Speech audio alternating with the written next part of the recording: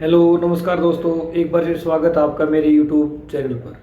दोस्तों, आज की वीडियो में हम बात करेंगे कि क्या नोटरी को किसी मैरिज सर्टिफिकेट या डिवोर्स के कागज़ अटेस्ट करने की पावर है।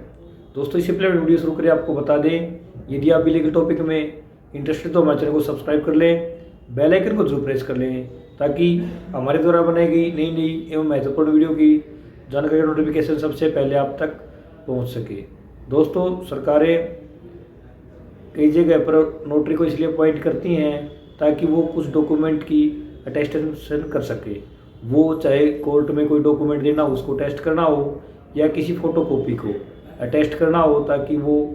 या कोई ऐसा दस्तावेज जिसको रजिस्टर्ड कराने की ज़रूरत नहीं है तो भी उसको नोटरी से टेस्ट करवाया जा सकता है। लेकिन आजकल ये एक आम अब चलन बन गया है कि कुछ व्यक्ति शादी की रजिस्ट्रेशन को या डॉक्यूमेंट जो वो कोर्ट में जिनका तलाक हो जाता है वो कोर्ट से तलाक लेने की बजाय या लीगल प्रोसीजर को फॉलो करने की बजाय उसको शॉर्टकट अपना लेते हैं, तो नोटरी से ही उन डॉक्यूमेंट को टेस्ट करवाने के रख लेते हैं और ये सोचते हैं कि जब दोनों पार्टी इस बात से सहमत हैं तो उनका भविष्य में कोई असर नहीं पड़ेगा। इसके अलावा मान लीजिए जो टाइटल ट्रांसफ़र करने का जो सबसे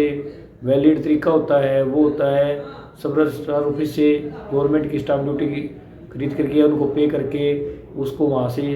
रजिस्टर्ड करवाना ही प्रॉपर्टी के टाइटल करने के ट्रांसफ़र करने का बेस्ट तरीका होता है। लेकिन लोग उसको भी रजिस्ट्री से नोटरी से टेस्ट करवा लेते हैं और भविष्य में इसलिए रख लेते हैं ताकि वो उनके काम आ सके, लेकिन वो भी एक उसका वैलिड तरीका नहीं है। ऐसी बहुत सी शिकायतों के बाद भारत सरकार ने 10 अक्टूबर 2024 को एक ऑफिस मेमो जारी किया गया है जिसमें ये सभी नोटरीज को सख्त चेतावनी दी गई है कि वो शादी को मैरिज रजिस्टर्ड की तरह या डिवोर्स के डॉक्यूमेंट को अटेस्ट नहीं कर सकते, क्योंकि ये उनकी ड्यूटी नहीं है और ना ही वो इन कामों के लिए अपॉइंट किए गए थे, क्योंकि उनका प्रोसीजर एक अलग से होता है। और साथ में इस लेटर में ये भी कहा गया है यदि कोई नोटरी ऐसा करता है तो उसको उसका परिणाम भुगतना पड़ेगा। तो दोस्तों, जब भी हम कोई नोटरी से कोई डॉक्यूमेंट अटेस्ट करवा लेते हैं या करवाते हैं तो उसको इस बात का ज़रूर ध्यान रखना चाहिए क्या नोटरी को उस डॉक्यूमेंट को अटेस्ट करने की अथॉराइज वो है या उसको पावर है कि नहीं। बजाय किसी शॉर्टकट के चक्कर में या थोड़े पैसे बचाने के चक्कर में हम सभी प्रकार के डॉक्यूमेंट नोटरी से उनको हमें टेस्ट नहीं करवाना चाहिए। और ऐसे में जब हमने आपको बताया है कि भारत सरकार ने भी एक ऑफिस मेमो जारी करके ये सख्त नोटरीज को निर्देश दिया है कि वो मैरिज रजिस्ट्रेशन को और डिवोर्स के डॉक्यूमेंट को अटेस्ट नहीं कर सकते, क्योंकि ये उनका काम नहीं है और ना ही उनकी ये ड्यूटी है। और इसी प्रकार मैरिज रजिस्ट्रेशन के लिए या तो व्यक्ति को अपने संप्रदाय में शादी करके उसको कानून के अनुसार रजिस्टर्ड करवाना होता है या स्पेशल मैरिज एक्ट में ही उसको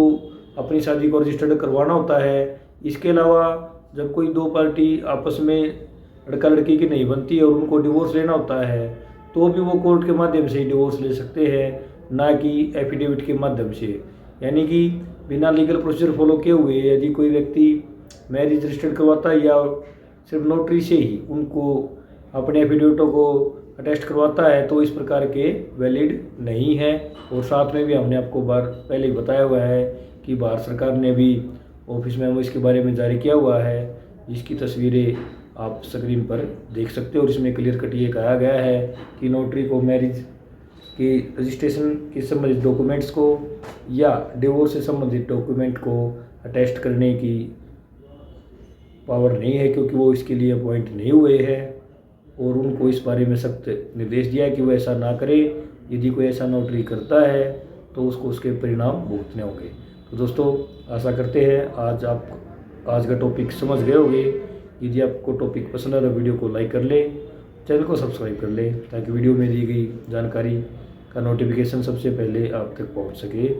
धन्यवाद।